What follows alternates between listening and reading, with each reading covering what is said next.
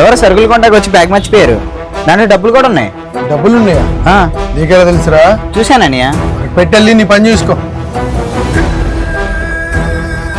ఏమండి? ఓ బ్యాగ్ ఇక్కడుందా? ఇది ఎక్కడ పోయిందని వెతుక్కుంటూ ఉన్నానండి. ఇది మీ బ్యాగ్? మావాడే తీసుకొచ్చి ఇక్కడ పెట్టాడు. ఉదయం మర్చిపోయినట్టున్నారు. అన్ని ఉన్నీలో చూసుకోండి. చాలా థ్యాంక్స్ అండి. సరే చూసుకుంటానండి. 10,000 ఉండాల్సిందండి, 5,000 ఉన్నాయి. అవునా?